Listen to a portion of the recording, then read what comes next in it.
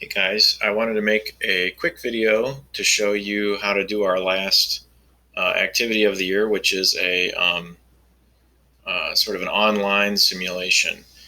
In the last lesson, we talked about a couple things about acids and bases. We talked about what makes something an acid, what makes something a base, kind of the properties.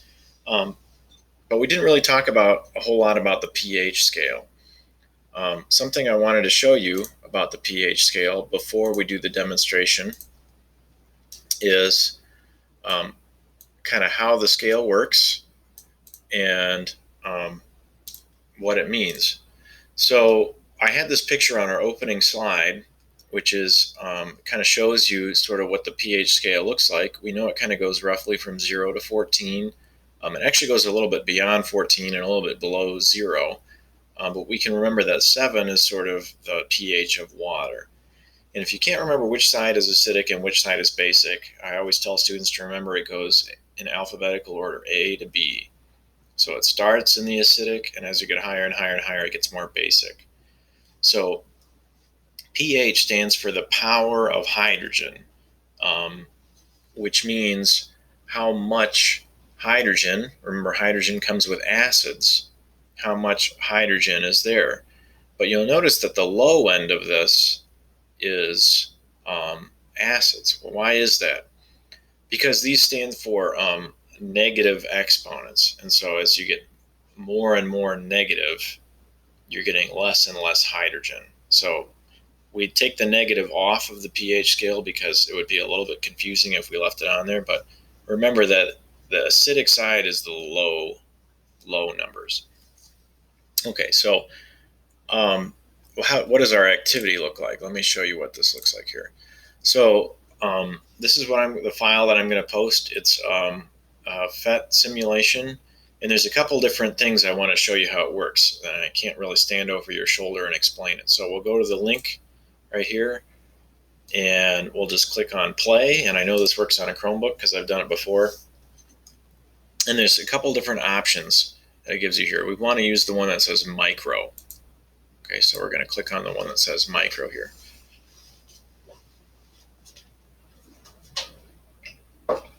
Sorry, I had to close the door because my kid's crying. So what it does is it gives you a couple different things here.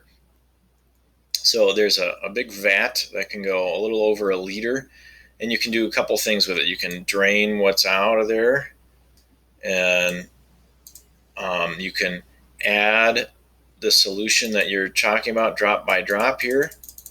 You can just add water if you want to dilute it down, or you can just change the solution entirely. Now, something that a lot of my students don't understand right away is this, that on the low end, this is the lowest pH here, battery acid, vomit. If I put that in there, it's a pH of 1. Battery acid is about a pH of 1. But as I kind of work my way up, you realize the pH gets a little bit higher and higher and higher. And so Drain Cleaner has the highest pH of all the solutions available. A couple of the questions ask you things about what's the ratio of hydroxide and hydronium and things like that. Remember, H3O plus is hydronium, that goes along with acids, and OH minus is hydroxide, and that goes along with bases. Now, we always have pretty much, there's always going to be more water than either one of these two ions. Okay, so even there'll be different proportions of either one, but there's always going to be more water overall than either one of these. Even in a really, really basic solution, there'll be way more water than hydroxide. Okay, so how do we, what do these numbers represent? This is the concentration. Okay, so this is the number of moles per liter, which we talked about in the last unit. This is molar, is the concentration here. And sometimes this is abbreviated, the concentration of, sometimes that's abbreviated, let me open up with a brackets. So as the concentration, actually I took all those out of here, so forget I said that. The concentration represents how much of that substance is there. So there's a couple different things it's going to ask you to do. It's going to ask you to make comparisons about the concentration of one ion to another, so the ratio. and you can turn that kind of on and off if you want to see it visually, how there's, even in a very basic solution, there's still a little bit of hydronium ions.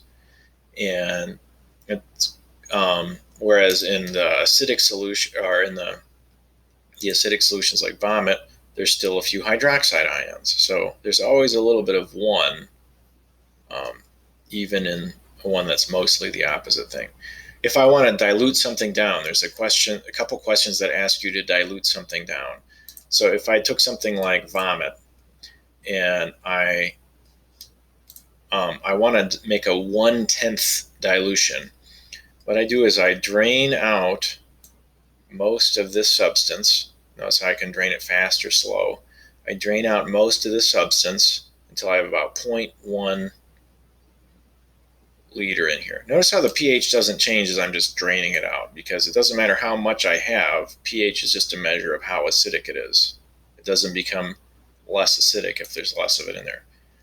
So I've got 0.1 liters in here. Now if I want to dilute it down, what I do is I'm going to make a 1/10 dilution. So I'm going to take this 1/10 of a liter and I'm going to fill the rest up with pure water up to 1 liter. And I can again control how fast or slow I do this. So I'm going to make a 1/10 dilution.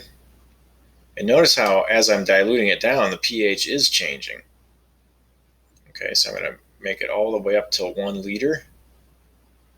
Okay, so now it's 1/10 as concentrated and the pH changed. Now I can make a second dilution to make it 1/100th as concentrated if I take this already diluted solution and I dilute it by 10 again. So I'm going to drain it down until I have about 0.1 liters again. Okay, and I'm going to fill it up with water to 1 liter again. Okay, notice how the pH changed again. Okay, so the pH looked like it was going up there, but now this solution is 1/100th as concentrated. So if I did it a third time, it would be 1/1000th and then 1/10,000th and so forth. And you can see how the ratio is changing as I do that. So there's a few questions that it's going to ask you about doing that. Okay, if it's asking you to compare how many more times one is concentrated than the other, you may need to use a calculator. You divide one by the other. Okay, so there's a question in there asking about, people get confused about looking at the pH of the vomit versus the battery acid. What you'll need to do is write down the concentration of hydronium ions, then write down the concentration of hydronium ions for the other one and divide in order to figure out how many times more concentrated it is. Same for the drain cleaner versus the hand soap and so forth. Okay, so then there's kind of a few follow-up questions to this, and I hope that you will start to realize a couple key ideas about pH and hydronium and hydroxide. One of the most important things to take with you to your next chemistry class. So let me know if you have questions or problems.